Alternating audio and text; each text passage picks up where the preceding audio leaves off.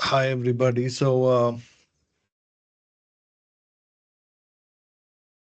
we quickly continue where we left off yesterday before we get into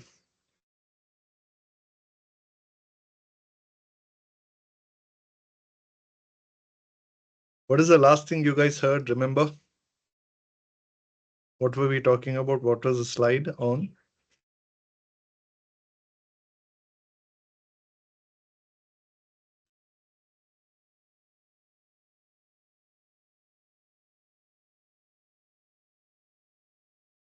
Okay, what was in the slide?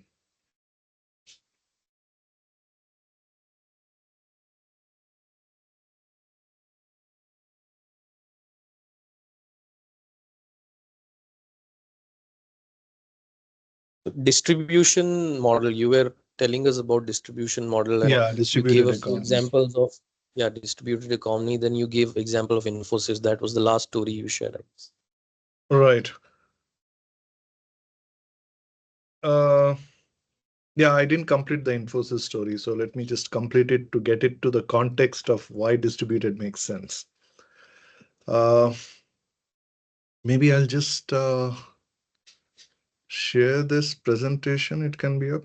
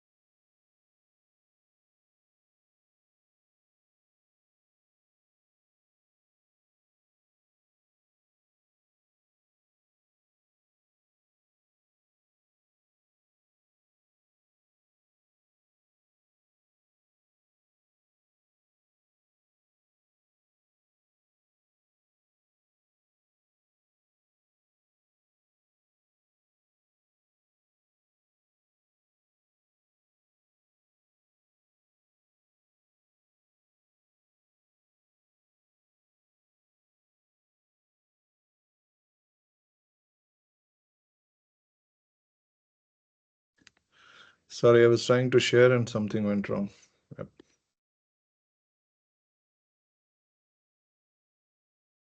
You can see the screen, right? Yeah. Yep. Okay, so I was just talking about Infosys. Uh, One, when they first shared all the equity, stock options with their employees to the level of office boy and or peon those days. That was the term used. Or even the drivers, they were not a $1 billion company, and wealth was shared with everybody. And today, as of yesterday, when we checked, it was valued at about at least their market capital was around $84 billion. So at $84 billion value, they have around 3 lakh employees, and I also told you about 8,000 people have stocks, right? So what is important is to understand what is making that kind of a difference, right? When the company is not even $1 billion worth, even a peon or a driver also gets a part or a share of the wealth, right? It is not a charity because everybody contributes in their own capacity. So it's not that a driver got as much as the CEO got. He only got as much as he got, whatever the math they had arrived at in terms of their longevity in the company and blah blah, not to the band they were operating, but everybody got. What is interesting is that today there are people who work in this organization for more than 10 years, but because they don't belong to certain band, they don't get it. So why do you think that is so? Anybody?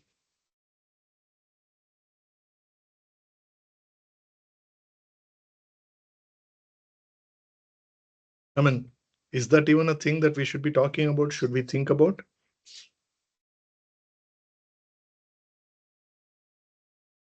Maybe I'll add some more things to it. Today, all the founders put together have less than 8% equity in the company. So anybody wants to, uh, is that So, something that matters? Yeah, somebody, who's that? yeah, hi, this is Jaideep here. Hi, Jaydeep. Yeah. Hi.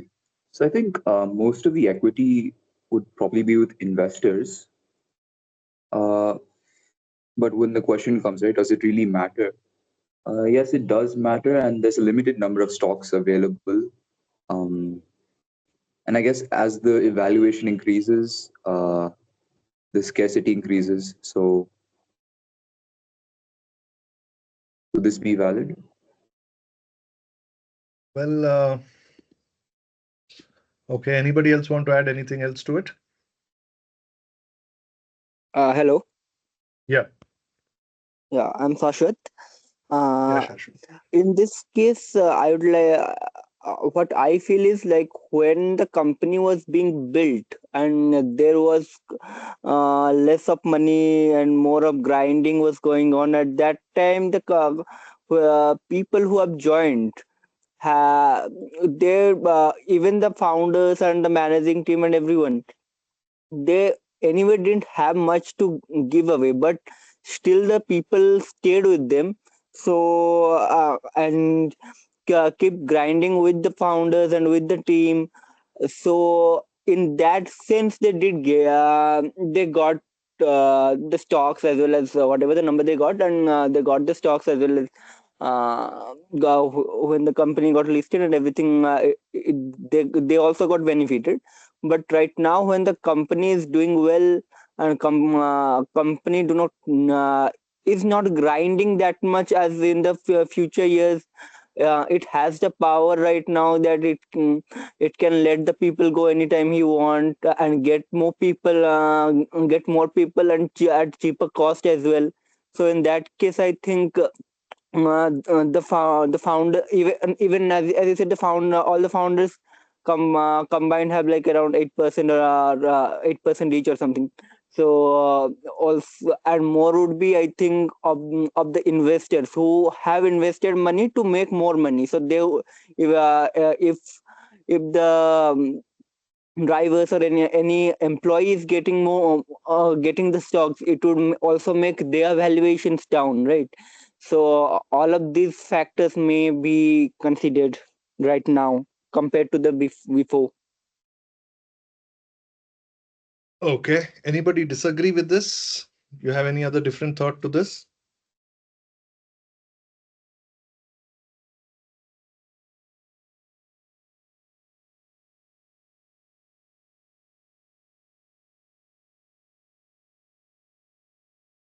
No? Okay. See, point is there is no right or wrong to these thoughts.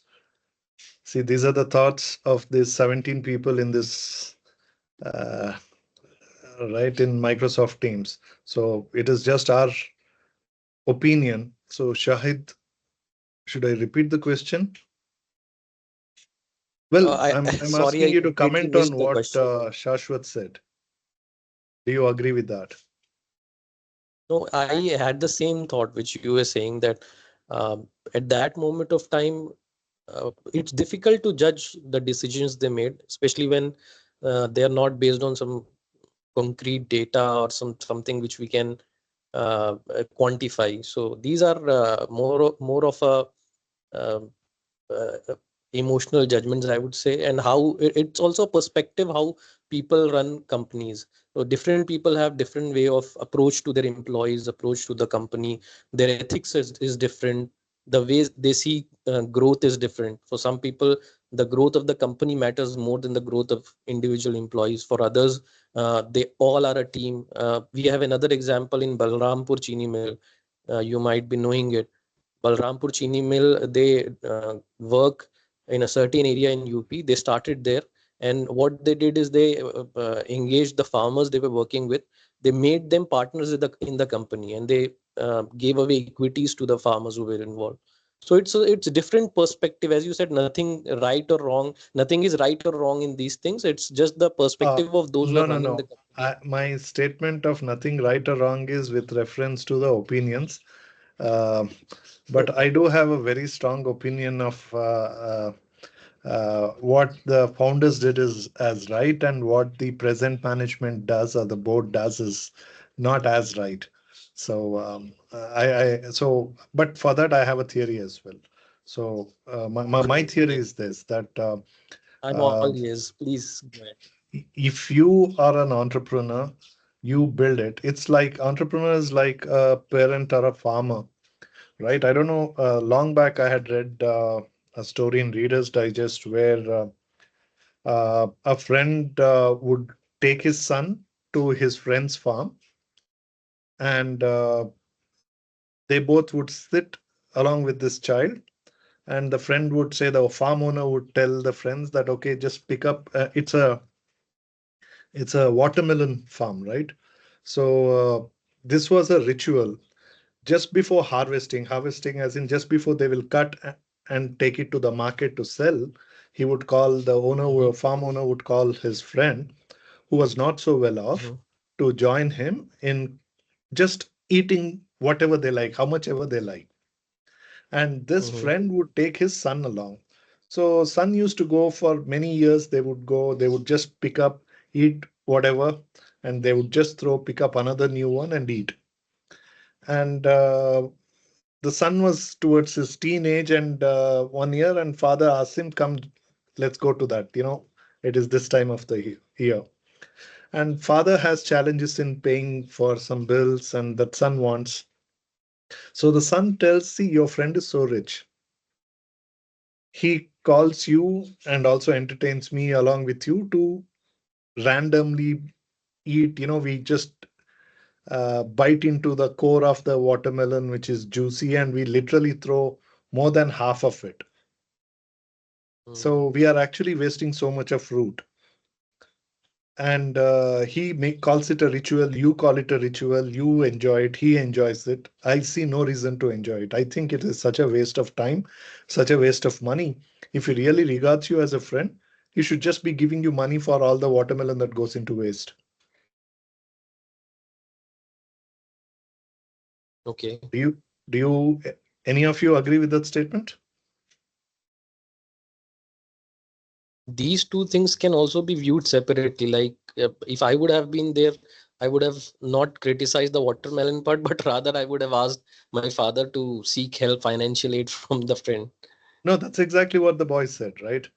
Why should you be indulging in this, and why can't he see that you're poor, and he could actually give you money instead of just calling you to do this exercise. So the friend, the father who's a friend, tells him that, son, uh, what we are enjoying is before it is valued, before a price is put in, and most importantly, the value of it is lot more and lot different than what the price the market puts, because it is many months of effort that is showing in the field in terms of those sizable watermelons. So he actually, the owner of the farm does not tell them pick the small ones. He says pick the biggest ones. Pick the ones you like. He'll not say that don't do this. He says, come, this is the biggest one. Come, let's break this and eat out of this. See, he would actually get a lot more money for that. So he's actually sharing his most hard earned, in some sense, but where he could have actually monetized a lot more than many of the smaller ones. But he is sharing with his friend and his son the best of the produce. So it calls for a greater heart than just giving money. So this is what an entrepreneur can do and a corporate can never do, because corporate or the investment house is invested in it to appreciate a value. An entrepreneur is not just invested in it. Entrepreneur is looking at building it and creating value. So this value creation from an entrepreneur point of view and investor point of view, it's a two different worlds. So that is what the whole purpose of sharing these two stories, and how distributed economy model with tokenization can change, and what is a limitation. So that is what I wanted to lead this into, right? See, if with tokenization, what could potentially happen is that founders share the value of the company, but not the ownership of the company. See, today it may sound a little too new from a concept point of view, but this is how the world of business will be operating in few years from now. So you share the value of the company, but not the ownership of the company. So ownership will still remain with the founders. So when the founders retain that value, they are better placed to continue sharing the value with all the stakeholders. Not necessarily today, all the former founders of Infosys, they are active in value creation or value sharing from a charity point of view, right? Some of them are also indulging in investing in startups, some not so real startups, but actually investing as an investor. But this could have been sustained. And another thing is there is a uh, there is a lot of bias, particularly in the Indian context, where a lot of people don't like family businesses. We talk about nepotism. People talk about Ambani, what did he do? It's come from his father. See, I think what is important is that majority of the global wealth has been moving hand to hand from a family point of view. So there is nothing wrong in looking at it if people are able to create greater wealth by continuing the family wealth. Of course, many majority of us don't come from the business family, and so perhaps you find it or we find it that okay, it is not fair that these guys have had an advantage. But that's the way the world is. Generational wealth. Yeah, that's the way the world is. World has uh, I mean, there is an opportunity for everybody, but at the same time, some people get a better starting point. See, at a fundamental level, today morning I was having a call with somebody. We were talking about how AI is disrupting. See, one of the biases that is getting carried forward is like how sexism, there is ageism. I don't know if you guys are familiar with that. So, what happens is that he was talking about a doctor having a going through a surgery and the patient died.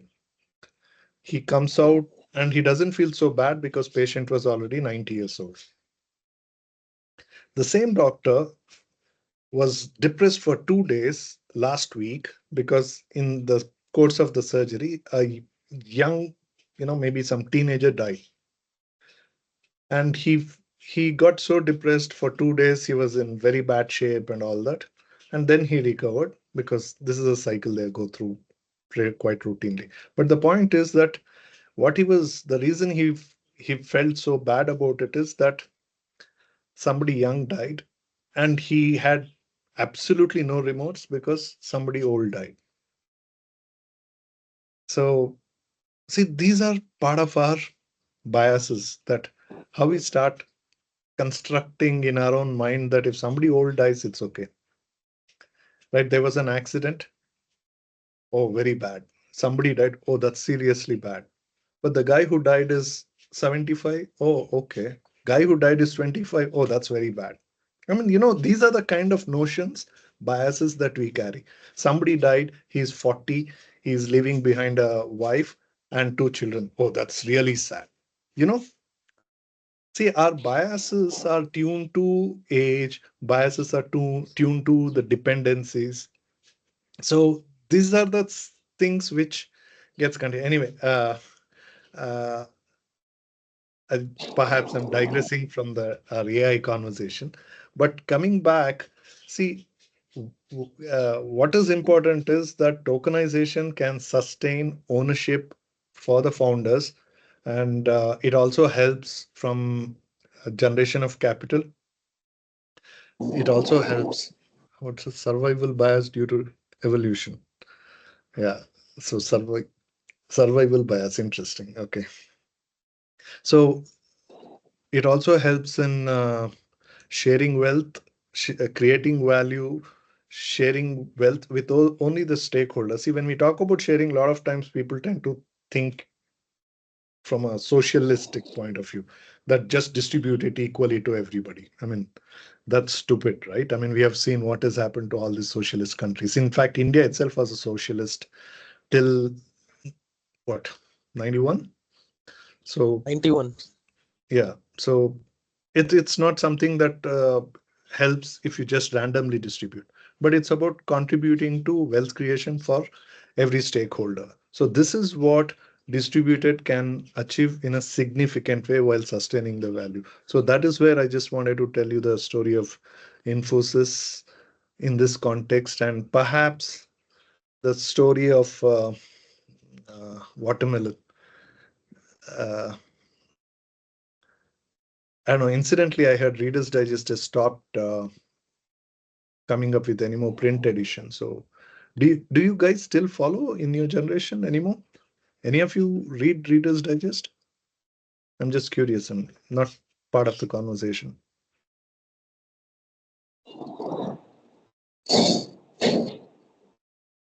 It used to be a small digest, you know, it was probably a 1/8 size. Nobody? Yes, Okay. sir. No. I Are you have still? Sorry? Yes, sir. JK? I have read. Yes, sir. No, never heard Okay. of it. Never heard Not of it. occasionally read it. Oh, okay. Well, it was actually very good. It used to have collection of stories from across the world. Initially it used to come from outside, then there was a Indian edition itself, but now they've apparently stopped the print edition itself, and it's available online. So maybe there used to be something else called Chicken Soup for the Soul. Any of you have heard of it? Pardon, No? sir. Chicken Soup for the Pardon. Soul. I'll type it. That's a book, I Very. guess. Yeah.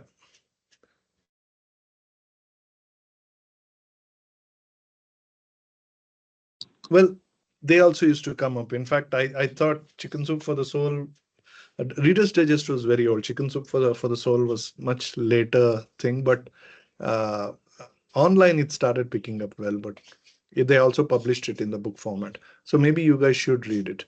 Okay. Any questions on the distributed model and tokenization before we jump into the business model canvas?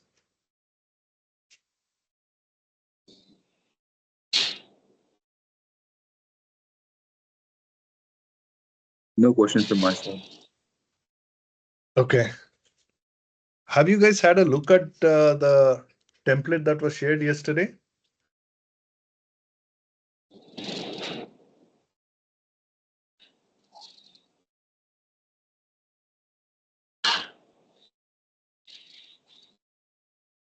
You all got the template, right? You managed to look at it or no?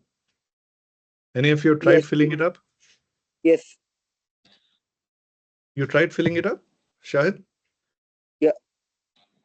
I'm No. Shashwat, and Shashwat. yeah, Sorry, Okay. sir. I couldn't. I tried some part of it, but like some parts, like in founders governing philosophy, that is, there is one statement for that, but in vision statement, that is something different. That has a different place. So what are the two, need to be something different, or what is the difference in that, as well as the wish, but the mission in vision statement should be different. These three part was what I got confused in. Okay. And Well, that's a good question, actually, Shashwat. See, uh, I think most of you are familiar with the vision and mission statements, right? uh, uh, can you give an example of mission statement in this case? Uh, See, we built we're launching a Nija wallet, which is like a security wrapper for wallets. So for Nija wallet, my vision would be that uh, every wallet user, no matter which wallet they use globally, should have Nija wallet wrapper to secure their digital assets. Right? That's the vision. Okay. Mission statement would be that Nija wallet in the next 3 years should be used by majority of the wallet users of the top 5 wallets in the world. Okay. Okay. Fine. So the idea is that mission statement should ideally one talk about a specific timeline so that you are able to work towards putting a plan on how do we achieve it. See, if I say 3 years, then I'm talking about next 36 months. And if I'm Okay. talking about 5 companies, so next is that which are the top 5 we need to map, right? So that we can actually put a framework to say that, okay, what is our product readiness? The product, if I say I'm ready, am I ready for one of the top 5 for now? So if I am ready for one of the top 5, what does it take for me to be ready from a technology point of view to be ready to deliver or cater to the rest of the 4? So what happens is that if your mission statement is what should drive your actionable goals, right? It should help you make your plans even to the extent of your weekly, monthly, quarterly plans. So that is what the mission statement should drive you to. Got it, right? Yes. Yes. Thank you. Okay, so how is the founder's governing philosophy different from this? Yes. Before I try to explain, anybody wants to give it a shot? I have a hypothesis for this. Is like founders' governing philosophy is what my personal kind of vision towards the say in my company, or not vision statement would be more of a what kind of product do I want to build, uh, in and when, or what will be like the ideal position when I feel that yes, now I have completed, now I have built it. That would be kind of vision statement. But founders governing philosophy statement would be what my personal kind of idealist kind of thing. I think that is what is different. Okay, Shashwat, good attempt. Um uh, Let me try to explain from the perspective that I put it into this framework. So, Shashwat, Ayush, and Satvik say are the co-founders of a company, right? So there are 3 co-founders in this organization. Now, you have a vision, you all agreed that this is what you want to build. This is how you want to take this company to such a state, right? Such a position. And then you also agreed that mission should be that we should work towards achieving this thing. And we all agree that, okay, Shashwat does this, and Ayush does something, and Satvik will take some role, right? You also divide responsibility of CXOs between yourself as co-founders. So what does the founders governing philosophy require to do here is that as an organization, you are bound to deal with a lot of uncertainties. See, life is not what we predict it to be, right? See, all of us have agreed that we will be there between 5 to 7, but some things come up. It may delay us coming at 5 o'clock itself, or we may have to exit and move into something else. Though we have a plan to be here in this together 5 to 7.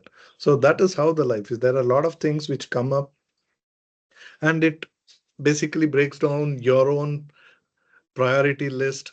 This is what you will do, and only then you will take on to that, but you will be compelled to do something else. So when you get into a situation like that, most of the times how we see compulsions or urgencies are different, right? Because Shashwat, Ayush, and Satvik are different individuals. Sometimes even if they are 3 brothers of the same family, each of them can think differently. And in all likelihood, you guys have worked together, studied together, so you probably got together to build a company.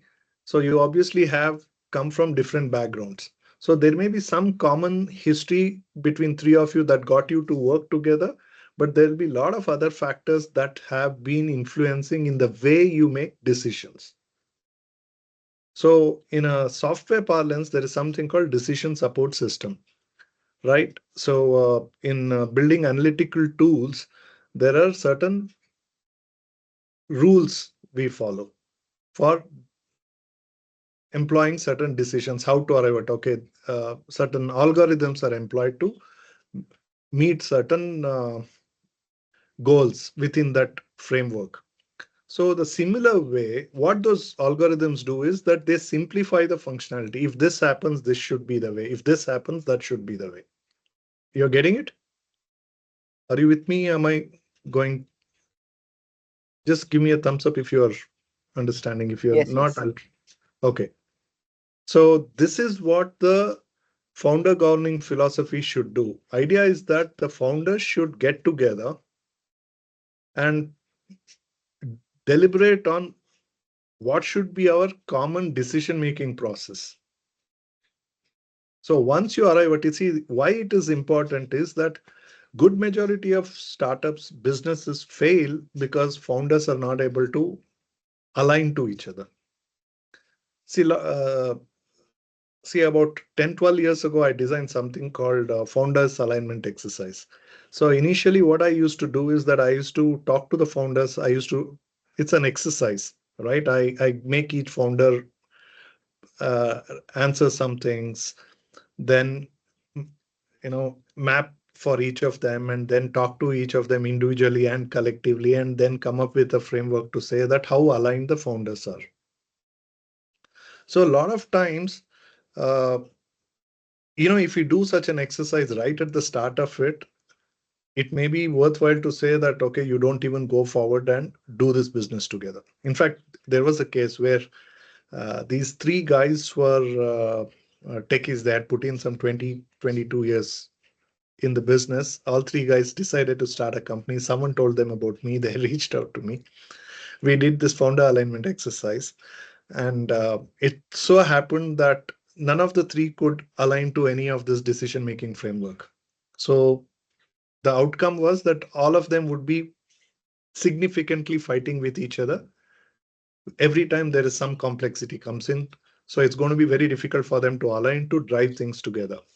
So we spoke twice, and after that, all three agreed that they will not go forward, which may be stupid in some sense because some people said they didn't have the conviction. But it was a idea that all three of them, at least their skills were required to come together. So whatever, but what I have found is that over a period of time, that exercise matured, where we were able to identify that this is the gap in each of them, each of the founders. So you agree that we have these gaps, so that this is how we'll address it. In fact, one other investor was using me to work with his invested firms to do this exercise so that we guide them to identify the gap and guide them through the process to see how to avoid conflicts and keep momentum from a point of building the company. So instead of going through all that exercise, I have tried to put this founder's governing philosophy, arrive at as a common theme of how each of the founders will approach this and put it here. And that is the background to it. Hope this is clear as why it is important to have.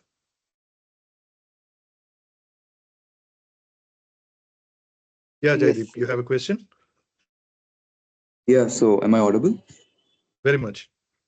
Yeah, so I understand that decision making is extremely important for founders. And like you've mentioned, most startups do break apart because of certain decisions. So you've mentioned that you've done a couple workshops where or exercises with different founders to exercise the different decision making techniques. Could you give like a realistic example of certain decisions that may split up a company and how that was resolved based on the techniques that you may have suggested? Uh, It would be very vague. I know you can go to the specifications, but it's a like a vague idea. Well, so many things. For one, so there's a company which had four founders, and in the course of our conversation, see, one of them was clearly looking at this venture as his first venture, where he gets to this stage, and then he wants to go to US, or actually he wanted to go to US and even study for some time, take a break, and then relook at starting his second venture. And in the second venture, this is what he wanted to do. He had that kind of a clarity. And he was a tech guy and he was very key to this team. And there was another guy who was part of the team. He was more like hanging around with this idea because he thought, I'm okay, I'm fine to do this. My job is more about getting business. So I'm okay to do anything. I don't really care. And it so happened that both these two guys quit. In fact, I had pretty much said this is what will happen. Right. So the first guy I talked about, he actually quit. He ended up working for a VC firm in Singapore. His goal was to go to US. He also wanted to start something, but he went and took up a job with a VC firm. He still works for the VC firm. The other guy, the sales guy who didn't really connect with the idea, but he was friends with them, and he just wanted to go along because these guys were raising funding, and probably he didn't get some other option. He was just weighing options, and clearly this was not the option for him, but he was okay, let's go with the right, go with the flow. And that guy quit. He started his own company and he's actually doing very well now. Now he's got clear clarity, focus, and he didn't take any partners. He drives it all by himself. So the other two Mhm. guys continue with something. So there are n number of cases like this where co-founders could not align for various things. One had a goal of going to in this direction. They wanted to build a product company. Other guy is like, product is too complex. We should focus on immediate cash because he had his EMIs coming. He had bought a house, so he wants to be paying EMI. So he didn't want to focus. Product is good if we raise big money, but what if we don't raise big money? Because a lot of companies have actually fallen between the chasm of services to product. This gap can be this big or this big. So the continuity is always a challenge. So having started this, he understood the risk, and having got into investments, he understood that he has to be making continuous money to be paying the TMI, and he didn't want to allocate funds to build towards that product because the money would not be enough, and we have to be raising more money. And if we fail to raise more money, we are in trouble. So he didn't want to Okay. be taking pushing in the other direction. So there are so many times, so many things comes in the way. Sometimes somebody has some money brought in from the family, and because they brought the money from the family, there will be a person trying to advise from the family. So that Yeah. drives thing. So there can be a number of Like, situations. Yes. yeah, I understand that there's different situations where founders would come to a disagreement. But my main curiosity was the solution to this. How did you make founders come to a conclusion or come to meet a middle ground, essentially, based on that Uh, workshop that you've mentioned? okay. Say one particular case. See, the thing is that each founder had a different end goal. So there was this guy who was looking at taking this company to an IPO. So his goal is that he wants to list it, and that has been his dream forever, that he has to list his company and ring the bell in the stock market and things like that. So that has always been his vision. Whereas another guy is like, see, this is our first venture, we need to sell, and in the second venture is where we make it big. So this guy is like, no, I'm not going to sell this. This is my baby. I want to make it big. So it was coming to such a conflict that finally investor had stopped the flow of money, saying resolve it between you guys. They had stopped seeing each other. They would stop talking to each other. In fact, both these guys were sharing the same house before that. So they both Okay. went and started living separately. I mean, they were not. life partners, so to speak. They were friends. They would share a house.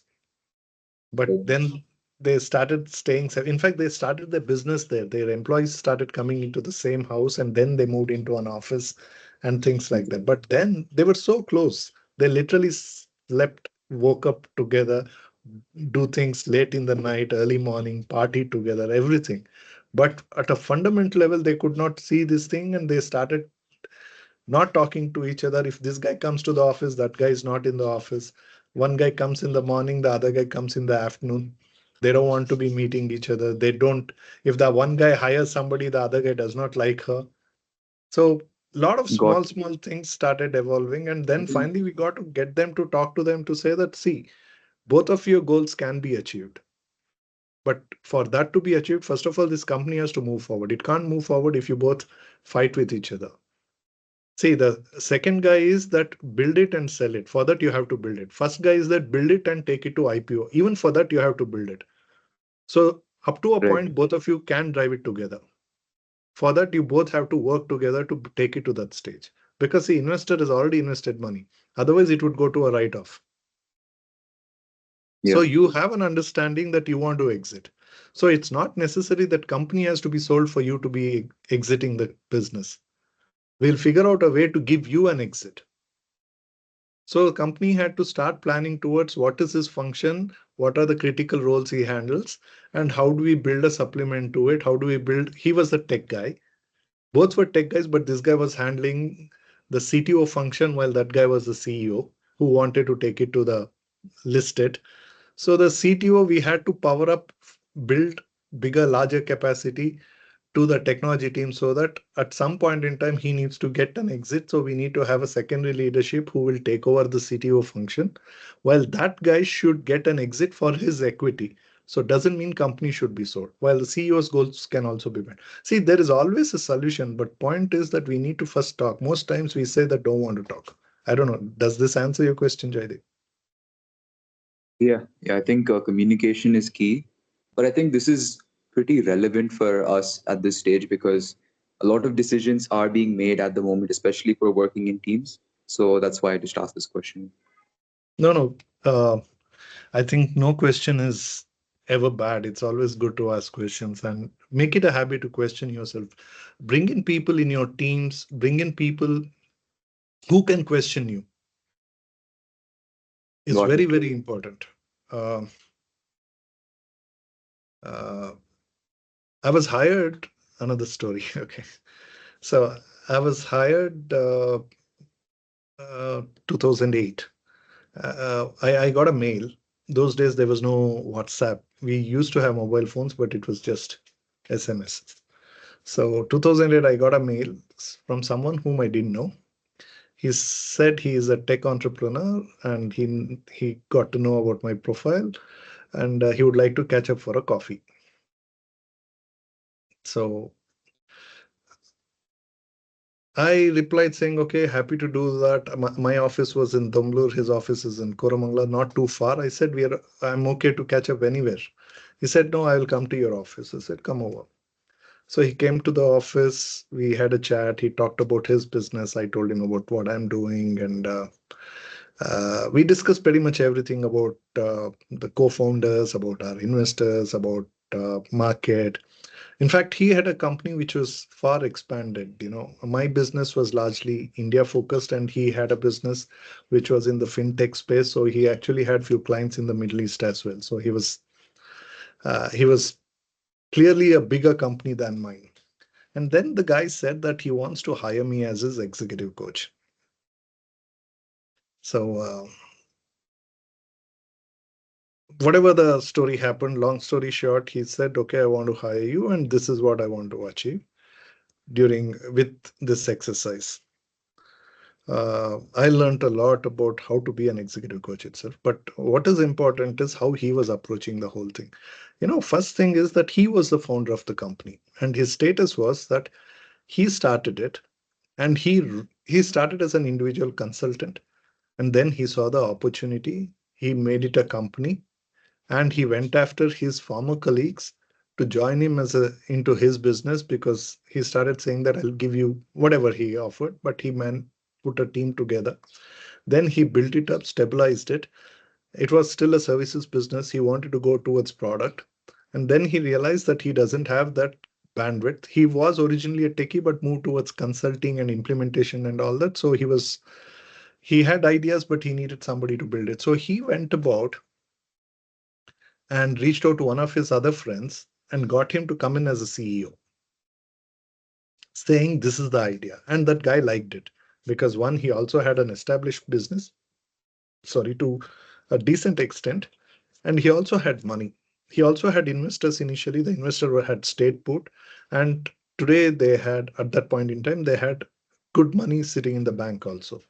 Apart from their monthly expenses, they actually had a good runway to pay salaries. If it is only considering the existing team, they had salaries to pay for next 2 years, which is fantastic for a startup. So the guy found it great opportunity. He joined in. And together, it's about, I think when this guy reached out to me, he's a good friend today. So when this guy reached out to me, it was about 14 months. And what he was trying to tell me is that it is far from where he wanted it to be. And he wanted to figure out whether the whole idea was a mistake. And he also told me where they have gone, and they have gone nowhere near building products, nowhere near building this, and they have rather gone about doing more of services thing itself. And the CEO that he brought in as a co-founder is also not contributing more to it. In fact, he is driving some other agenda of his. Originally, he had agreed with this founder to say that, okay, I am with you, let's do this. But having come in somewhere, he also lost the focus, or rather, he had his own agendas, his own ideas. He started pushing those ideas. And this founder who had stepped down as a COO. See, what is important is that if you are clear about what you want to achieve, positions don't matter. So he was a founder, COO, and he brought him in as a co-founder and made him the CEO, and CEO was not aligning. So then he was calling, saying that, first of all, am I setting a wrong goal for myself and the company? If this is the direction it's going, I rather sell it off. Or even if I shut it down and transfer my existing business to other companies, I stand to make money. And I could probably think of doing something else. Maybe I start afresh. Or how do I go about converting this services business into a product business? That's the help he wanted me, and he had come with specific timelines, maybe some other time, about how he structured the whole thing. But eventually, what happened is that we got that guy to move out. The friend who had come in as a CEO, he got him another guy, and again made him the CEO. And then they made it as a product company. Then they had a bigger exit. Uh, This raised multiple rounds of investments from some of the marquee VCs in the country, not just in the country, globally, and then sold it to a very large American company. And through the journey, in fact, even after 4, 5 years after he started the company, the second time he got another friend to join in, he got him as a co-founder and CEO again, because the positioning was important. In fact, many people don't even know that the company was 4, 5 years old when this guy came in. The company already had such a strong base, most people don't know. After they had a sale and exit, today some of the people, I talk about, oh yeah, I know the CEO is this guy. So a lot of people identify the CEOs, right? They actually forget. But it was not important for this guy. This guy was holding the majority equity. It was helping him realize. So the CEO was getting a lot of visibility, never bothered him. So it demands a lot more maturity, and most importantly, what exactly do you want to achieve with this? That is what is necessary here. So work with people, try to bring them in. Sometimes mistakes happen. Sometimes it's not that they are deliberately misleading you to say that they are interested. It just takes over. Sometimes it is dormant. They don't even know. In fact, the first guy he brought in, he was a good friend of his. And I know him. I met him from that point itself. And he was a good guy and he had good ideas. It was just not aligning with this guy's ideas. So what is nice about the whole thing is that they still remain friends. But Of course, that guy went, whatever he didn't make it as big, but he did have a great opportunity if he were to be aligning with this guy. But perhaps it was not to be. I do believe sometimes we all grow up with that, right? Whatever happens is for good. That story of that Maharaja. So, yep. Is there a takeaway in it? Useful takeaway? Okay. So, any other question from the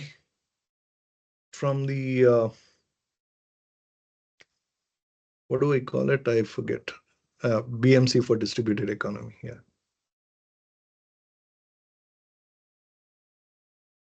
Any of you have any other questions? Yeah, Satvik. Hello, sir. Yes, please go ahead. Um, Sir, I had this small doubt, you know. Well, let's say there are four co-founders, right? And like we are building a company which, is not decided yet whether if it is product based or service based.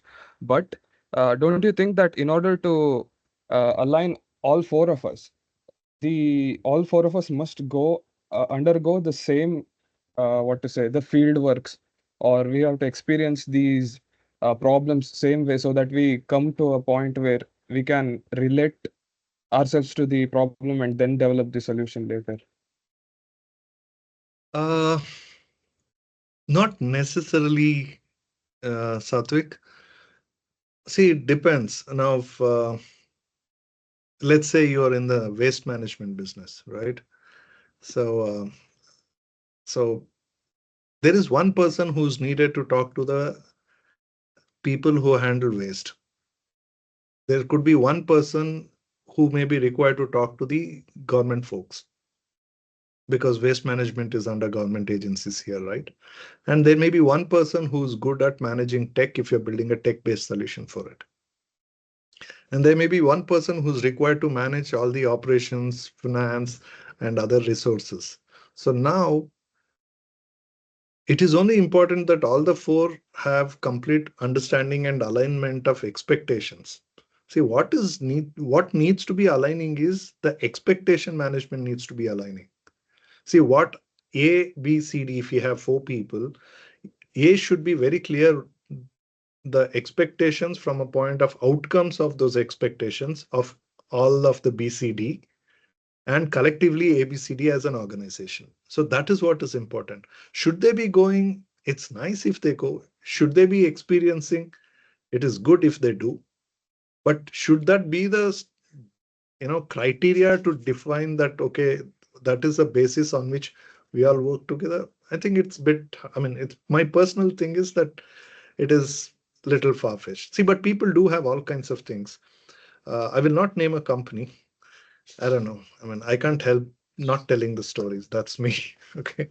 So you have to bear with it. Or you tell NASCOM not to engage me again. So there is a company which is they have a product which is pretty big. In India, in fact, they are almost synonym for some things, almost like Xerox. Okay, it's a tech product. Today they have also gone international. Some years ago, I was doing some business with them. I don't remember what which company, what I was, whether it was my own or something. But we had a meeting with one of the key CXOs. I went to their, I mean, we had exchanged proposals and all, and on that day we were supposed to finalize our agreement. I went to their office and I said, I'm here to meet so and so. And they said, oh, yours, please come, please sit here. And I knew where his office was. His office was on the other side. They said, you got to come. And they took me to another side of the office and they made me sit there. And I said, what's happening? He said, yeah, I know you want to meet them, but there's one few minutes, sir. It won't take long. I said, okay, what is it? No, we want you to meet somebody else. I said, okay. I thought maybe some other board member is coming, somebody else is coming, or maybe the CFO because we had not met the CFO. Various thoughts. I went there. I was made to sit. They said, sorry, he's busy. Can I get you some tea? I said, okay. I thought it's going to take time because that's why he's asking for the tea. He he just brought the tea. By then, somebody else came and said, he's good to see you. He said, no, no, then please go in. I'll get your tea later. I said, okay. They opened the door. They said, this is the door. Please knock and go in. I said, okay. I knocked and opened the door. It was very funny. It was a bit bigger room, largish room. No furnitures. There is maybe about 10, 15 feet away from the door. There is a table, which is not to the wall, little in front. It's almost like two-thirds center of the room. There is one table, one chair on the other side, one chair on this side. The whole room is empty. I look at it, there's one person sitting there.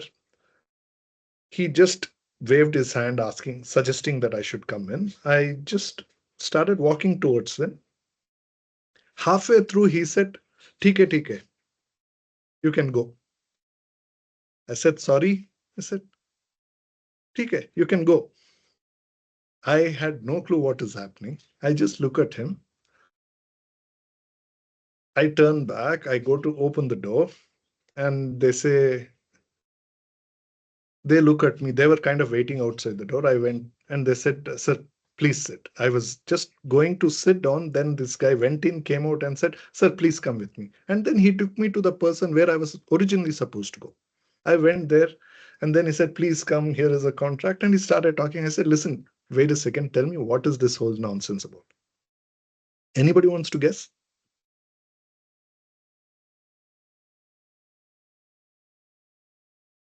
Sir, I guess they were testing your reaction. They were testing for sure. Apparently, they were looking for my aura. They engage a Swamiji. Their founder and their family believe in this Swamiji, Guruji, whatever they call him. So every time they hire any leadership role or every time they engage a company to sign, they would like to check the aura of the person from a point of how positive and or negative, whatever. So incidentally, the person whom I met, who was a CXO, he told that, see, with you, you said you just walk few steps and he got it. So maybe you have a much more positive aura because I actually had to go and sit in front of the chair and only then he said go. so, so or maybe he was an employee, so he wanted to get more vibes from him or whatever. But people are driven, people's agenda, people's motivation come from all kinds of things.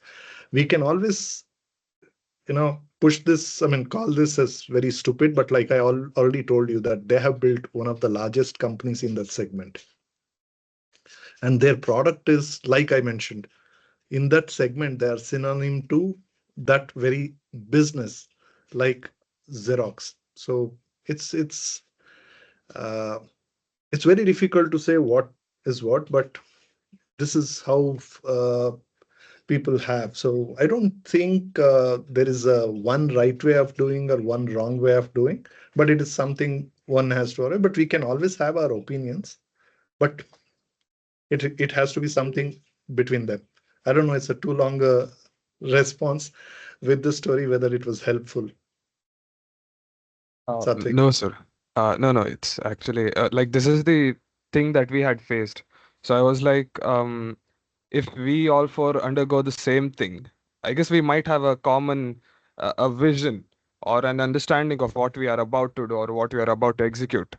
But then, yeah, I realized if each of us has a specific specialty, like as you said, we can totally concentrate on that and generally discuss what we will do in next few steps.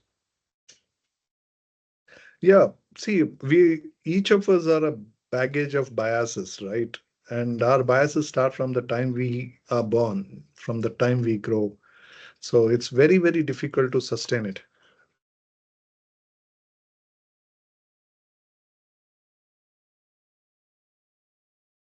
What is the context, Shahid? Stays true throughout the course of the No, journey? the vision, the going through the same experience, if all the co-founders while starting up, but as you said, interests chip in, and then uh, there are many things which every individual is going on differently, is looking at things differently, and aspirations change. So staying true to the mission, if all the co-founders are staying true to the mission, then this initial experience does help. But as you said, not necessarily.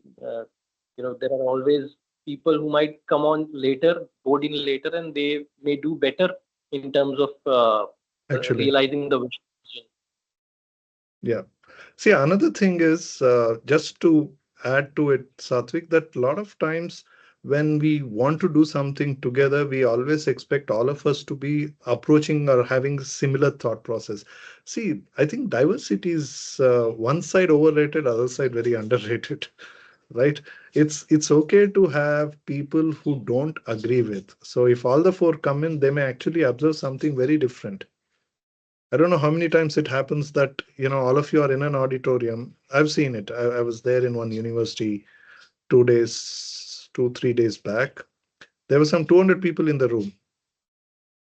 There was a simple uh, spelling mistake on the screen. Nobody notices it because the spelling mistake was the name of the very auditorium they were sitting. So everybody knew the auditorium's name.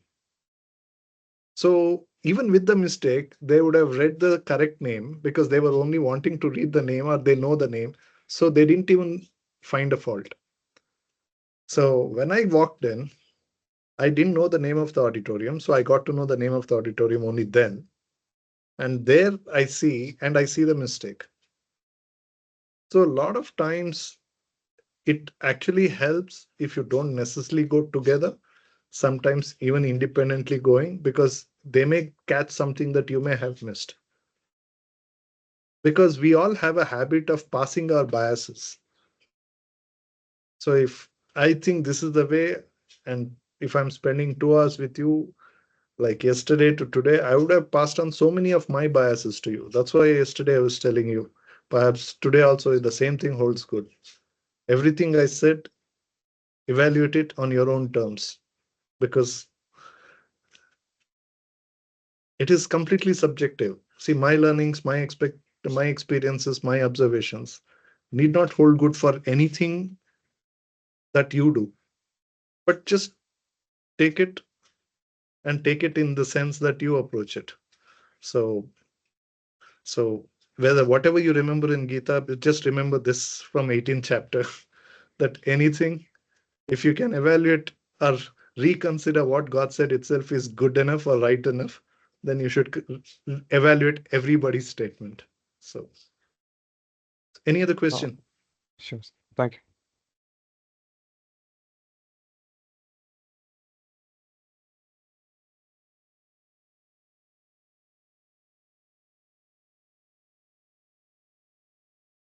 No question? Okay, if you don't have any question, maybe you want to talk about the challenges you had in filling this up. Or better still, if anybody has filled it up, do you want to put it up and share it? Maybe, uh, somebody else may have not filled it, right? Like Shahid said, he didn't have time to do it. So maybe others also, there may be somebody else who's not filled it. So if one of you have filled it and shared it, how we have approached it, maybe, you know, uh, Can sorry to cut you in between. Can I fill it up today and mail you if you allow me to do so? Because I was out on a survey, so I couldn't do it. no, no, no. There was no specific expectation. I mean, if you want my input from that sense, you can do it. But I'm asking if somebody has done it, it can be a good way to use this time to share it and see if the person has made a mistake. Others can look at it and say, okay, I don't have to make that mistake. If the person has had some challenges in doing it some fashion, then how better it can be done. It's primarily in that context. So if somebody has attempted it and you figured it out, it's perfect. So please offer to help others also. Maybe Shahid, before you send it to me, you could try sending it to, was it Satvik or Shashwat who filled it? Shashwat, right? Yeah, I didn't feel it completely, but I'm halfway through. No, that's fair. But maybe, Shahid, if you have Chara, maybe you could, I think, check I'll share internally with and then share it everybody. with me. Yes, I'll share it with everybody in the group, and simultaneously, I'll also mail it to you. Sure, works. So, if no question, Yes, sir. yeah, go ahead. Uh, yeah, in that founders governing philosophy, there are two parts. Like one is statement and one at the core. Like in that case, what are the difference? Okay, okay. Uh, See, in fact, I was telling you about uh, one context. I think who somebody else asked me in terms of uh, co-founders not aligning, or right. I was telling you one context where, or he wanted an example of we uh, how our intervention got them to come together, right, despite their differences. So we came to the point where, okay, one is looking at this first venture as a starting point to go to do something else that he always wanted to do, and the other one wanted to make this as a, take it to list it and make it biggest in the segment and whatever. So what is necessary is that if you are able to arrive your core, one collectively as a company and individually, what happens is that what are you at the core as a company from a point of uh, fundamentals, that if this is where we want to go, this is how we want to go. uh, See, there are see, if you want to be building a global organization, right? So if you want to be building a global organization, you need to be approaching many things very differently, as in at a base level, you need to be approaching even diversity differently, right? We talked about it yesterday, did we? Briefly, did we talk about diversity as well? I mean, I keep talking in so many forums. So if I have not spoken, or if I've spoken, I don't want to repeat it. But if I've not spoken, I'll talk about it. I think diversity was covered. Diversity was covered, right? I So, don't think it was covered. oh, you don't think it was covered? Okay. Yeah. Yeah. It was See, not diversity actually. Yeah, go ahead. yeah. Shahid, yes. I was asking you to repeat it because I think you did not speak much on this. Okay. See, okay, maybe we could have a quick check. What does diversity mean to you? Anybody can say. Diversity Having is different. It Just is show of hands, put one various. hands up so we can go in that order. Yeah, Shahid, you started. Go ahead. Yeah, I was saying it is diversity can be physical or intangible, but ultimately it's the differences which we see in this world, the differences, and the differences might be good, it might also be bad, but essentially it's variety. Yeah, yeah. I think you went almost 60,000 feet level. Okay, who else? Was it Ruman or Jaideep who also started talking simultaneously? Yes, sir. It was me. So Yeah. what diversity meant, according to me, is like four persons having east, west, north, south type of perspective, and we together make a compass which would be helpful in the desert. Okay. So I would put what you're saying maybe 70,000 feet high. Okay. Anybody else wants to go at it? By the way, are you guys students of what? Engineering, MBA? Sir, I'm a BTech students student. of engineering. Sorry? Yeah. Sorry, Aspiring for Shashwat. MBA actually. What did you say, Shahid? Aspiring for an MBA. Okay. Yeah, Shashwat? Yeah, in my opinion, it's more. more similar to Roman. Uh, I think the diversity is something that has a very different outlook, but different outlook for many things, but put together with a common ground over it. It's not it's not mutually exclusive, but they have a mutual ground over there, and the mindset or the whatever thing we are talking about in the case of diversity, they will remain different. Like in, if we talk about in kind of India, we have different caste, different religion and everything, but all come together to being Indian and people of India. So something like that.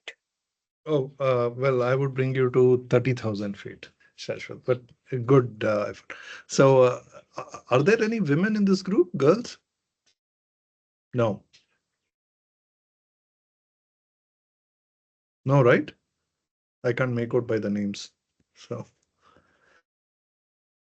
so see, in a business world, diversity at a first level is men, and women are the diversity because there are less women. And like this, right? In this group, looks like there's no woman in this group, right? Or is there anybody that I'm not able to? If you're there, I'm sorry, I'm not able to make out. There is some? They Okay. were earlier, but I guess today they are not present in the session. Oh, In okay. the earlier session, yeah, girls were there, women were there. Oh, okay. So I think my yesterday's session scared them quite a bit. Save today. No, no, I don't think so. It was a very good session. Okay. Yeah, thanks for being kind on that. So to first with the business world looks at diversity from a woman's standpoint. So that is where they look at it, that we need to have diversity. So today in a business world, in a corporate world, diversity directly refers to that, right? And going forward, it also extends to diversity from I don't know, again, was it in this group that I spoke? Uh, all of you voted in this election. How old are you guys? Did you guys vote recent this 2024 Yes, yes. elections? Okay. I Uh, think most of them. Yes.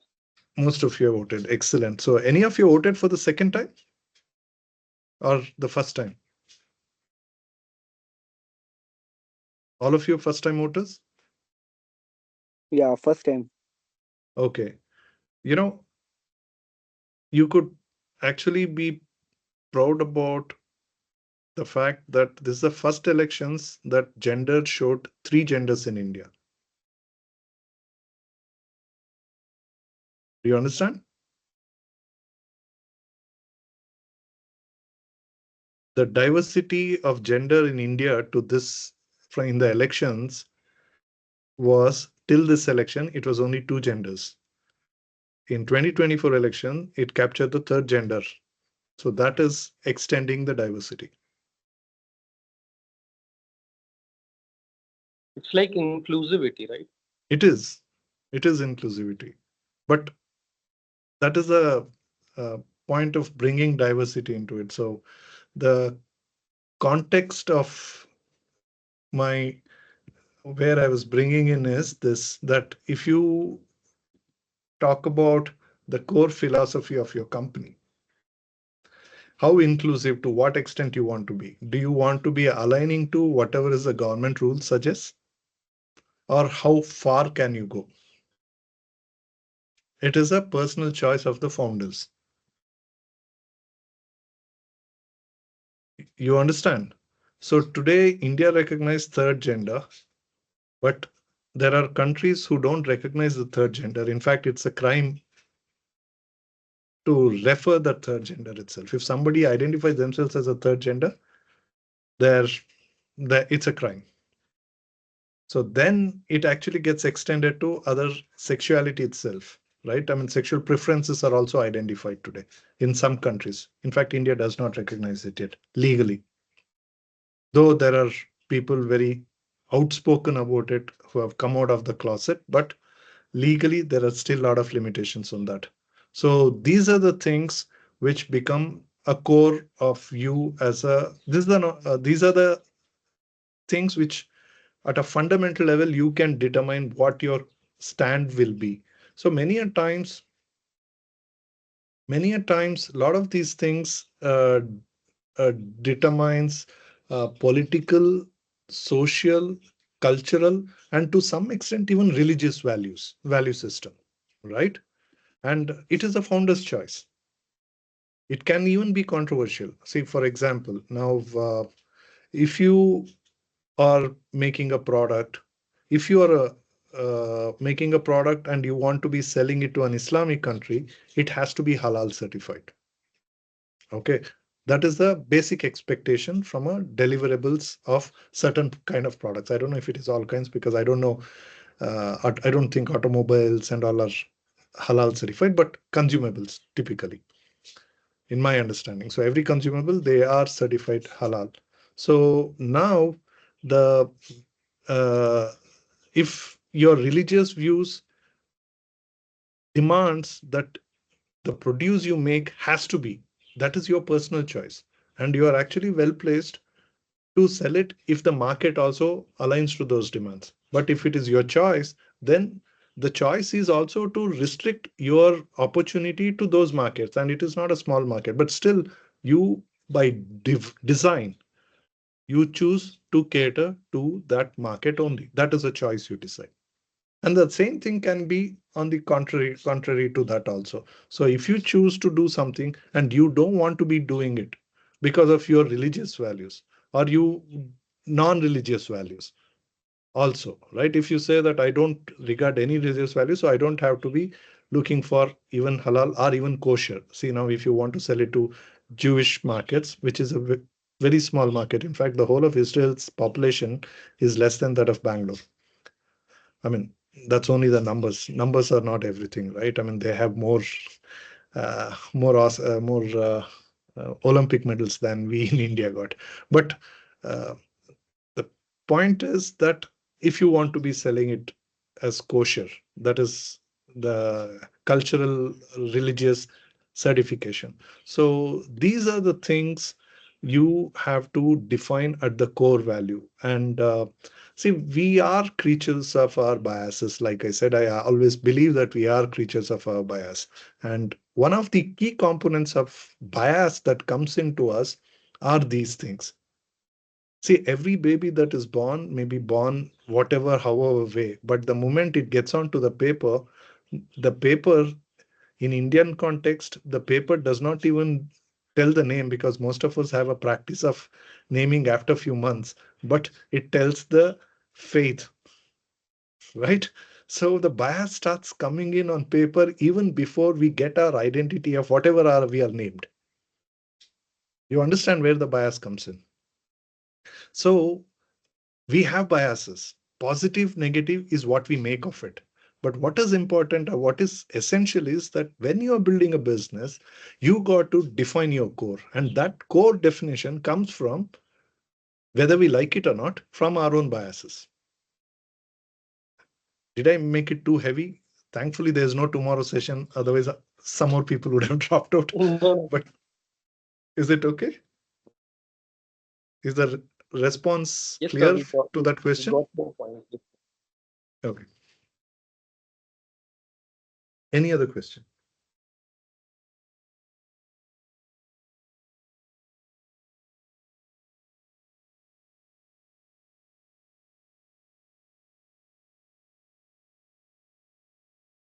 Yeah.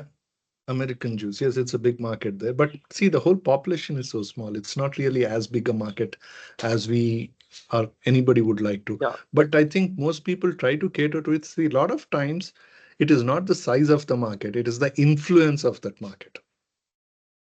So true. many times we need to cater to that. We need to focus on things where it is influential. So uh, you probably have to look at, if you are in certain segments, we'll have to think what could be that segment. Maybe fashion segment, right? Maybe entertainment, because some of these segments where the Jewish influence is significant, and if you want to appeal to their interest, if you want to be in on the good side of it from an influence point of view, you may want to cater to those things more to appeal to it. While if you're making it available in multiple things, you might as well make it available in many other ways. Please fill out the feedback form. Okay. Yeah. Any other question? No other question? Sir, one thing, it's out of the context which we are today. So I'm working on currently a few different projects. So would it be feasible to give my time equally to all of them, or like select specifically one and forward it to in house? I didn't understand, Roman. Uh, Sir, I'm working on many projects, sir, like Okay. 4 to 5. So Okay. if I leave one also, so the time span is like that. After a few months, there would be new technology or new innovation in the market. So Okay. I can't leave any one of them. But at the same time, I'm not able to concentrate which one is should I give like more preference, and what's the like how to do it, sir. Okay. It's more like there are now that there are no girls, I could probably talk about it. I know you're recording it, but if others listen to it, don't read it or listen to it in a sexist way. But if you are looking at four partners, and which partner do you go with, and where do you invest more? Because somebody may not stay with you for long enough, right? Is that a fair way of putting it, Ruman? Yes, sir, definitely. Sir, I and my team would like to connect with you personally, sir. Is it possible? Yeah, I Mm. guess it's okay. I don't know. Uh, is there any limitation on that from, I mean, you could check with NASCOM folks, but I think we can do that. Yeah. But only thing is I live in Bangalore. No, sir, it's completely fine. You guys can connect. Okay. Take- So, Sir, Taking the we will be opportunity, I would also like to invite you to Andamans, sir. I don't know whether you have been to Andamans or not. I'm from Andamans. Have you okay. heard about Andaman Island? I've visited, I don't know, maybe Right? actually 20 years ago I was there. Yeah. Oh, so did you find it a good, beautiful place? I did. I liked it. It was nice. I don't know. Has it changed much now in the last 20 years? Has changed much. Tourism has taken over. The tourism sector has boomed post tsunami, and there's a lot of scope for tourism. New companies have come in, popped up here, and we also started a school for the underprivileged in 2017. That's a different initiative, my different initiative. It has now reached to a primary level with proper accreditations and all. So I really enjoyed your sessions, and I would someday want you to come over and deliver a lecture here or conduct a session here in our school. That'd be nice. So you connected from Andaman? I was thinking all of you are from Yes. Delhi. No, sir, I'm from Andamans, extreme South India. Oh, interesting. Nice. So I don't know, maybe for some reason I was thinking, and that's why yesterday I kept referring to you in the north. So sorry about it. So No, yeah, it's Yeah, I am from absolutely fine. Odisha, and that too, like in central India. okay. So we have So whole of India then. Awesome. yeah, we have a lot of diversity here, sir, and it's good that everybody's trying to, innovate and build. And I think you know it better. You have been with teams, you've been to colleges, university. That there is raw talent, but either the raw talent does not get proper, the process through which it has to go through to become something substantial which can scale up, or there are many things attached, responsibilities, and this short-term goals, they also take over many a times. Our visions are eaten up by our short-term goals and short-term mission. Oh, actually, that's a good one, Shahid. That is true. Since you guys come from various places, very quickly, also trying to answer to Ruman. See, my take is, see, problem is when we are small, we try to do multiple things because we want to do everything, right? Uh, it's very difficult for us to stay focused on one thing because we also don't know what will take off faster. But it is very important that we try to put some kind of checklist for our own selves. So that is where I was also talking about even that story I told you of my first engagement where he engaged me. One of the things we were doing was that every week we used to meet, the part of the engagement. That guy paid me very handsomely to do that, and it was over a coffee or a beer, and bill was on him. I thought that was enough, but he offered to pay me. And he offered to pay me because he wanted to take it seriously, the engagement. And then he paid me so high because he wanted it to burn him, right? And most important thing is in the course of our engagement, he would come with some set of things every day. He used to come with some, I mean, every week we used to meet, and he used to come with set of things saying, okay, I want to discuss this, discuss this, discuss this. So try to find people that you can talk about, discuss with, and also people who can shoot it down and say that why are you thinking in that direction, because it's very important that we also find people to challenge, because we are a bag of biases, right? So we don't want to be doing wrong things, particularly when it is Sir, business. Yeah, sir, sorry to interrupt, but I think what I got from Roman's question, the whole point of his question was that he sincerely wants to put some things off and to focus on few things, but is not able to narrow it down. So in that respect, he wanted guidance from you. And I think without knowing the venture and the startup idea and the business model which he has built for all these projects, it would be very difficult to give a thorough feedback. correct. No, okay, if that is the case, if you want help with how do you pick it, yeah, then I think that would be easy to do. Yeah, I'd be happy to help on that.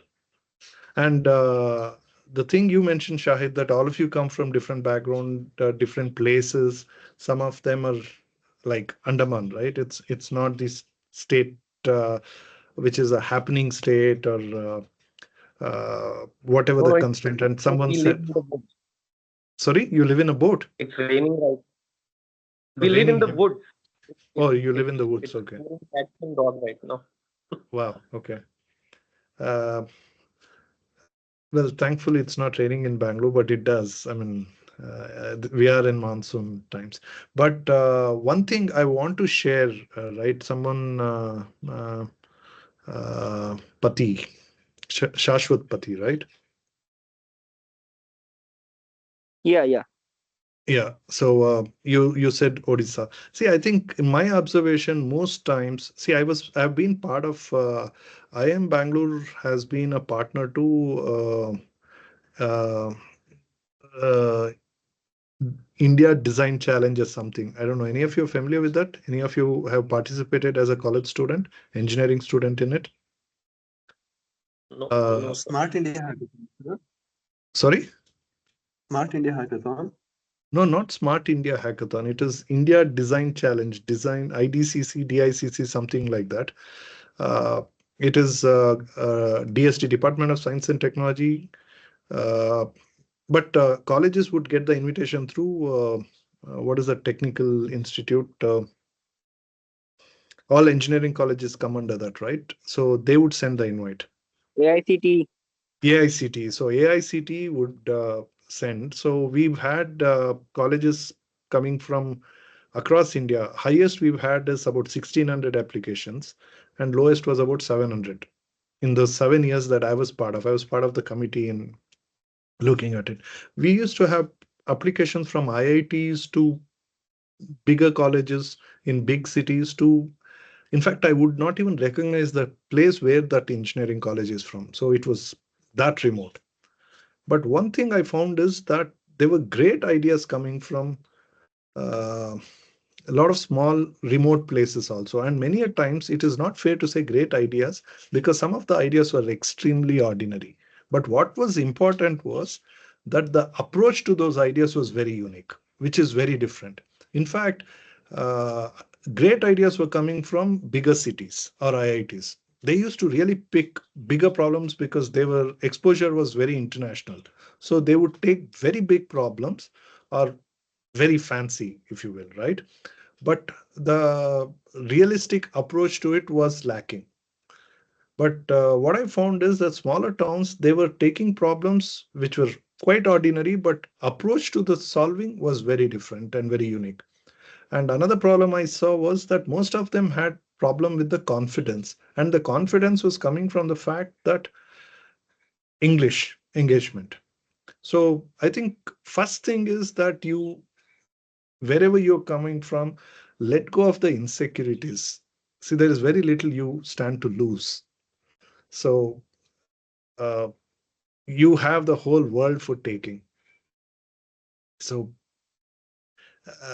and everything is going to change, and there is nothing like too big to fail. We have seen biggest of the companies fail.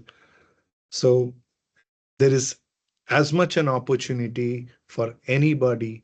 And see, another thing is a lot of us unfortunately are not taught correctly with the history. If you look at it, there are n number of empires, right, in India were started and built by people who had no royalty background. They come from absolutely bottom of the pyramid background, social status I'm talking about. And they built biggest of empires in the country. So even today, even after 1,000 years, we have those temple structures. They were built 1,500 years, 1,200 years. But if you look at who are those emperors, their background, their their lineage, it's not from royalty. So this whole thing of you need to have good backing, you need to be there in the right place, right time. See, I think history is enough lessons if you only learn to take it from that. None of it matters if you have the will to do. So I think people have started exiting. I just want to show this last video. I think it's a nice one.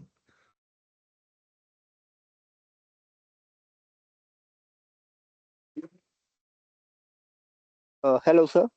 Yeah. I wanted to ask some.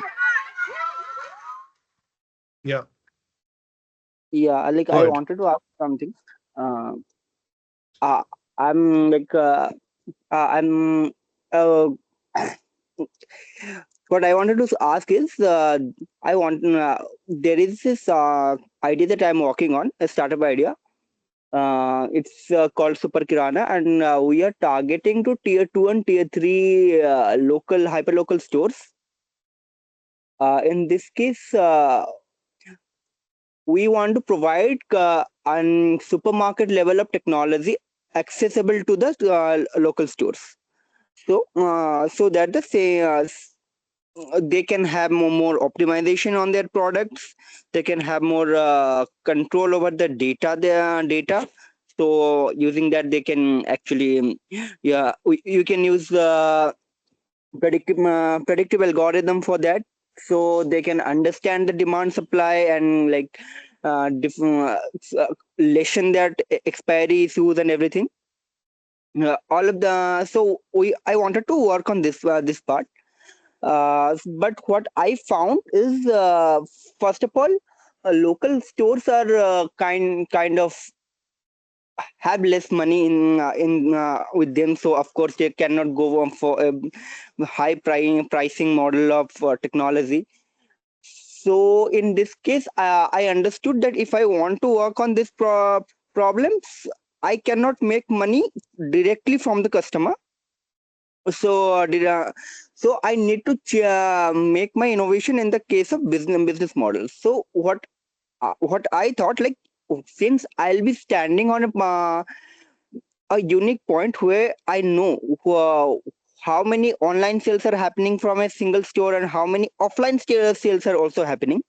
So I can use that data to build a business around. I can build that data to bring revenue for the revenue. Like, I can use that for product pushing. If some new company comes up, they want to send it to some other to new companies or launch it. We can use that. Then also, since we have more kind of data on what are the demands could be in the market with the predictive technologies, and how much the shopkeeper is having money with him. So for that rest of the money, since we have credit options right now,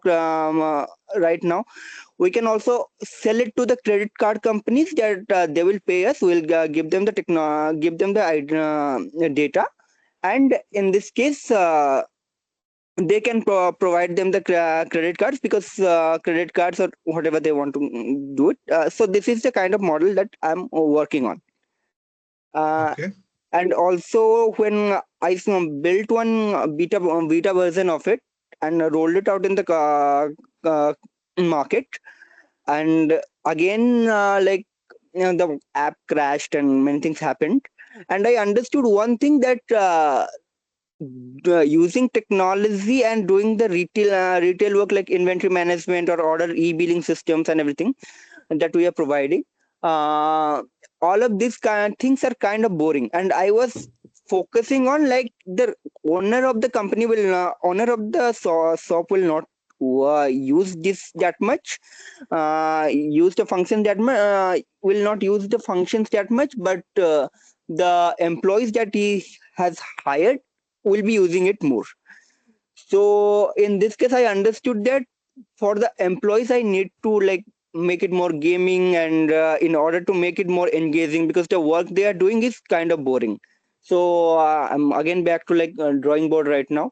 Uh, so uh, actually, what happened is before launching, in order to get some, I did all my research. I understood like there is a opportunity over here, and in order to present it, I got one investor summit invite to my email, and it was supposed to happen like just after 2 days, and it will take 2 days to reach Mumbai from Bhubaneswar to Mumbai.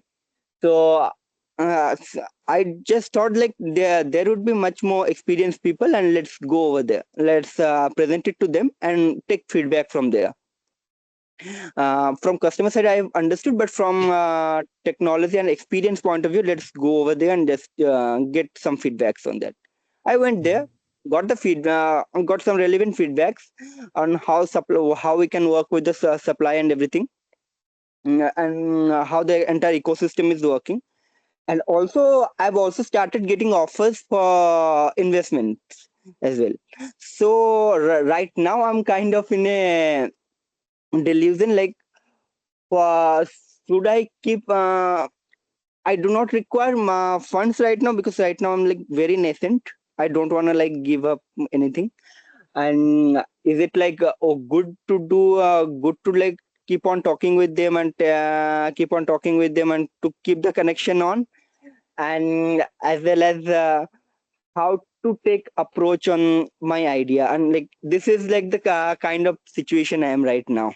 So what can you say, like what will be the right way to take forward now? Well, so one is, if you should be keeping in touch with the investors, I think it's always good to keep in touch with the investors. See, it's not always that investors only bring money. Investors can give you a lot of market intelligence. So it's always good to stay in touch. And if at all uh, they have as an investment firm, if they are having any journal, subscribe to it, or if they are writing any blogs, follow it. Keep in touch either ways, because it's always good. Because one thing I've seen is that most of the time we as entrepreneurs become very narrowly focused at what we are doing. There's this Sanskrit term, right? Kupa Manduka, a frog in a well, right? And we start visualizing that well itself to be an ocean. So, so if you are keeping in contact with an investor outside of your well, you will always be reminded that there is a bigger ocean and you are in a well. So, one, stay in touch. And two, coming back to your business, I really don't know, how do you see there is an opportunity? So, what is your measure of opportunity? Is it that there are so many kirana walas who are all operating distributed and decentralized? And if so, is there a number that is available? And Two, why do you think it is an opportunity considering that there are already companies like Udan, right? Udan is already trying to uh, tap into all these Kirana stores, and they actually also have a NBFC where they even finance through an intermediary to those Kirana stores for their own stock purchase from a selling point of view. They also work with the small sellers. They even give them faster money. So there are so many models happening uh, which are focused at this, and then at a hyper local level, and then there are hyper local last mile delivery line of business. So that is another thing that is happening. So what is important, Shashwat, is that you need to see what is the real market opportunity and how scalable. See, another thing is, I do agree that a lot of times people are always worried about how soon can you enter the global market. See, we don't have to enter the global market, but how sustainable could it be for this business to take off and be operational and be profitable for a decent period of time, right? That is something I think it is important to evaluate. That whatever you're doing, would you be able to, what is the value that you are bringing to the that business, and how long will that value remain a value, one, and how long will it take to enhance that value to that business, so that if the value is going to enhance over a period of time, which you already mentioned, right, by bringing in access to capital and those kind of things, which is perfectly fine. You can always be bringing that. But point is, you need to be able to assess how much of an impact over a period of time you're going to bring, and whether uh, what would be your achievement, what would be that you will be able to achieve out of it, even assuming that in that region, if you are able to consolidate. One thing is you could actually achieve is that perhaps you could be an acquisition target for some bigger player for that market, because you already have consolidated it. So would you be able to bring speed in acquisition from a business standpoint, and would you be able to, along with the speed, be relevant in the value creation? Three, would you be able to uh, manage profitability for your own business in this whole process? Four, would you be able to stitch up other stakeholders, such as a delivery business or lending business? What other value stitching can it be done, and sustainably? Because you're a tech platform, what it takes for you to be plugging in all these things. So I think you need to evaluate each of these aspects before you jump in, because by what you're saying, I assume that you are coming from a tech side. So Yes. if you are coming from a tech side, what is stopping you? I mean, you could pretty much work towards building a tech for so many things. So why this? Is there a background that you come with? So I think uh, you have to evaluate a lot of these things. Uh, Another thing is that, see, a lot of tech entrepreneurs also look at uh, that they will build the platform and business takes off by itself. Unfortunately, not really so. You need to have an operations partner who actually stitches onboards those businesses. How easy or difficult is it for you to be able to do that? Because I mentioned about that friend who had first engaged me. Eventually, we became friends. He sold his company. Then he became an investor. He invested in more than two dozen companies. Some of them got shared. Some he made money. He got into one other business which is on the similar lines of what you're talking about, and he also managed to raise funding, and then he got into a lot of drain. So as much as hyperlocal seems cool, there are a lot of complexities in it. In fact, I one of my earliest businesses was in this space. I called it essentials.com, started in 2000. So I used to make very lofty statements that I will teach Jeff Bezos how to do business, because at that point in time, Amazon was selling only books. And in essentials, I was actually selling this. I was putting up kirana stores on the website on essentials. So idea was that I was not trying to compete with Amazon because Amazon was not in India. It was selling only books and only in US at that point in time. But I was doing it because we had bigger stores, bigger format stores that started coming, and the media was talking about end of Kirana stores. So that's why I started it. I thought I will move these Kirana stores. They don't have to shut shop. They can come onto internet and they can actually be on e-commerce. Of course, there were a lot of other challenges, a lot of other limitations. I had to do cash on delivery. It was not a novelty that Flipkart introduced. I did that as a necessity because we just didn't have any other option of payment those days. So, but so you have to look at too many things. It market has evolved, market has matured, customer access has changed. What is the difference that you're going to bring in?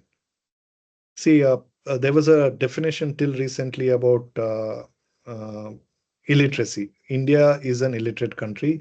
With if you look at illiterate ratio, India nearly 25% of the people are illiterate in India. But now there is a new definition of literacy, which actually puts this whole thing on top of the head. The reason being that one person may be illiterate from the old definition. Illiterate means read, write, and compute. That is, they are not able to read, they are not able to write, they are not able to compute, as in count. 2 plus 2 equals 4. But today, people may actually be qualified as illiterate on that definition. But if you look at it on the street, there are people who are using smartphones. They're receiving money through UPI. They're transferring money through UPI. They're selling whatever tomatoes or potatoes or whatever greens.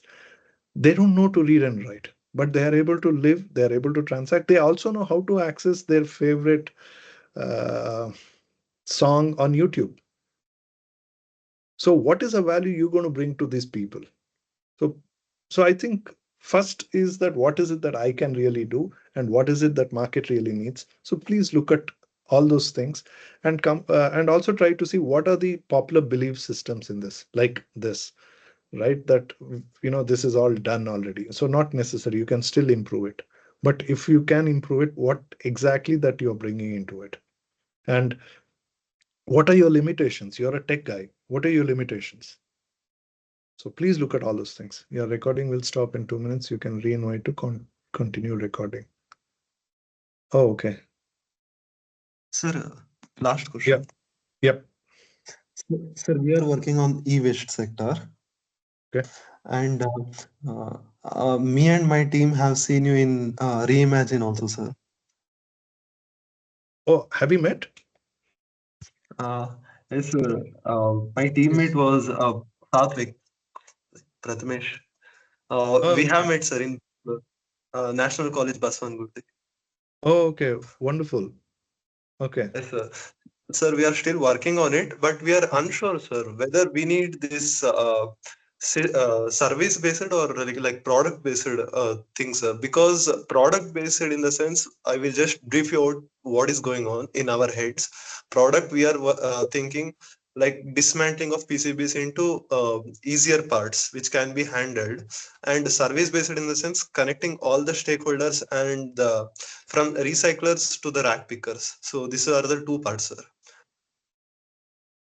Well, Roman, I don't know. Have I spoken about it then? I think I remember. Uh, which year were you there? I mean, we've been doing it for the last 6, 7 years. Season six, Six, sir. sir, like recently.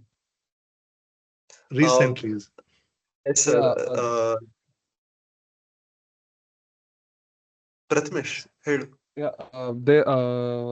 There was a panel, sir. You and Vijay Narasimha, sir.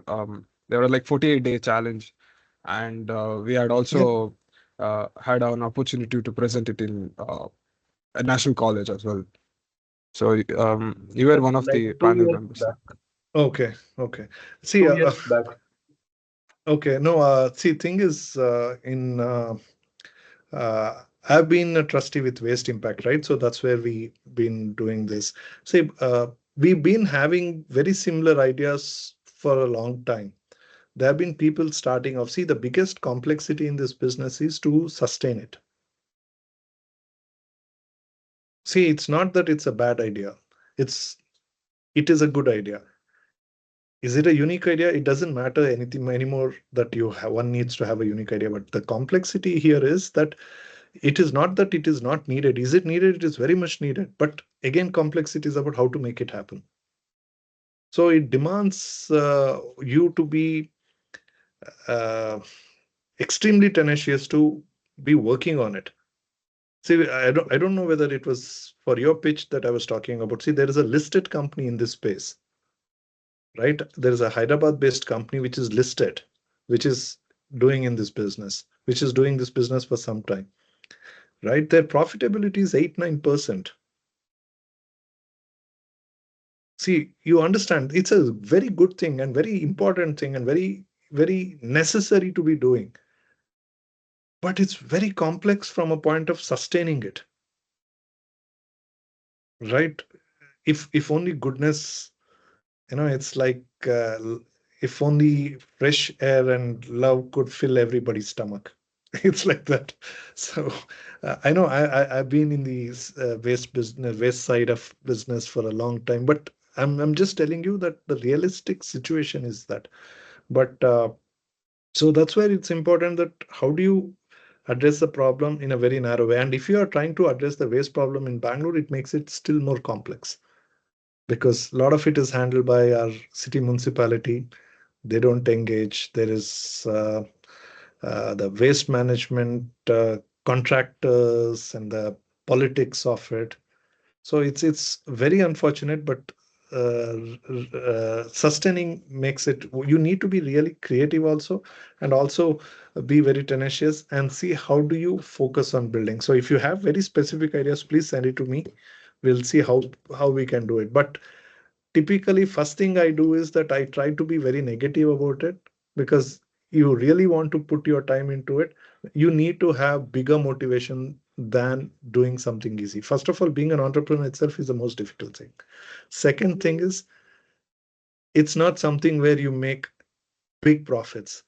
Third thing is, it's not something that is so cool that you can go and say, I'm an entrepreneur in the waste. It's not like building a electric car, uh, right? So you need to have personal motivation to coming in. So if you think what I'm saying is very discouraging, uh, I am trying to be discouraging so that you really want to do it. Only then you come and try to do it. Otherwise, it's not free. And if you're still serious about it, please come. I'll see however I can help. Definitely, sir. What we were thinking is we stay in Hassan, sir. So Okay. Hassan is specifically centric to 4 to 5 districts. So what we were thinking, let us for a time period of span, let us arrange rent a room and collect the waste, and let us only process it. Take it to Oh, Bangalore you're and talking see about how only the the electronic waste. You're talking about exactly, only the sir. electronic Only waste. specifically, yes, sir. See, Roman, that's a good Yes, sir. idea, and I really like to help you. My suggestion is don't look at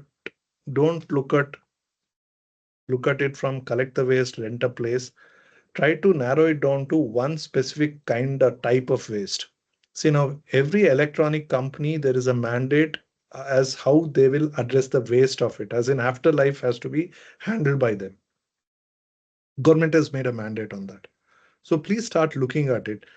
What you could actually do is that, see, many retailers also offer exchanges.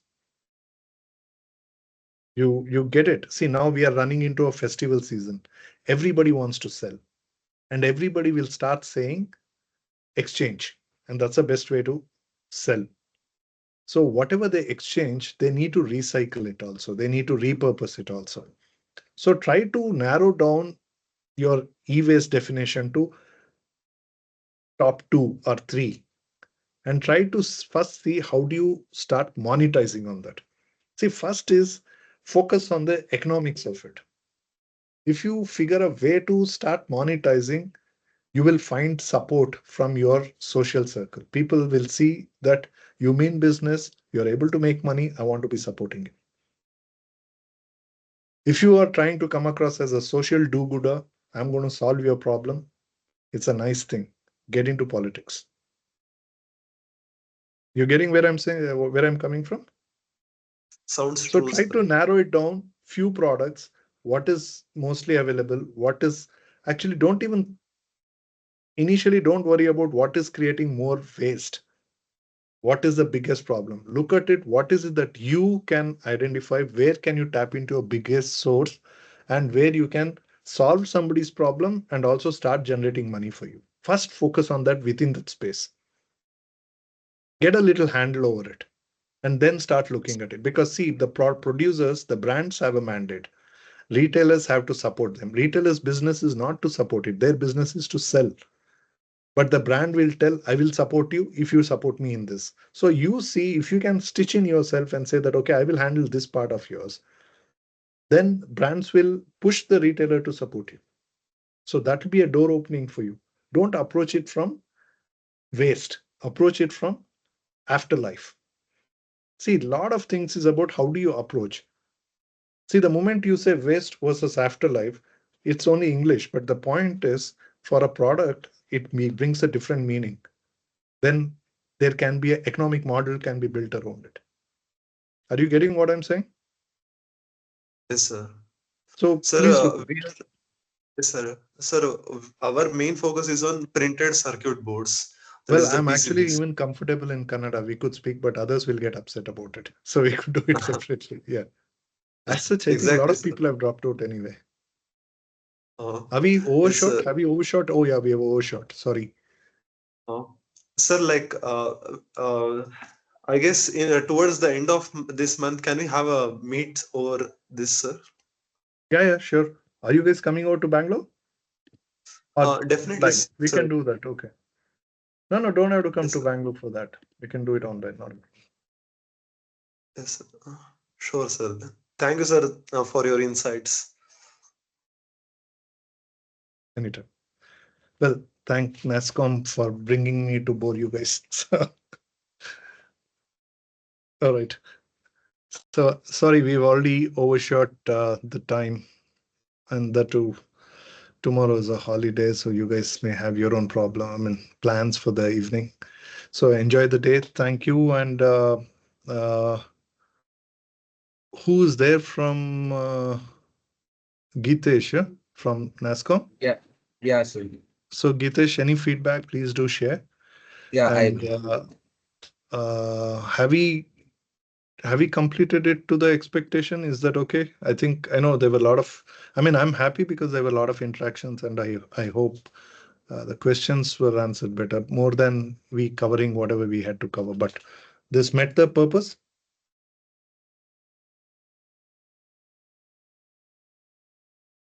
So, can you share your contact details so we can like contact with you if possible? That if that is possible.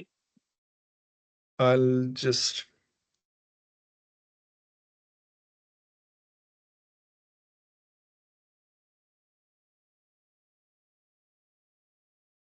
on the phone. Please drop me a message on WhatsApp than calling because sometimes if I miss the call, I won't know who it is and I may not call back. Then you will think that bugger gives the number and doesn't answer the call. So drop me a Yes, message sir. and put the context. It becomes easy for me to call you back or respond.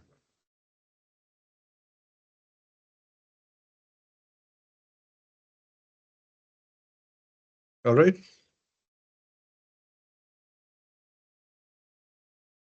Yep.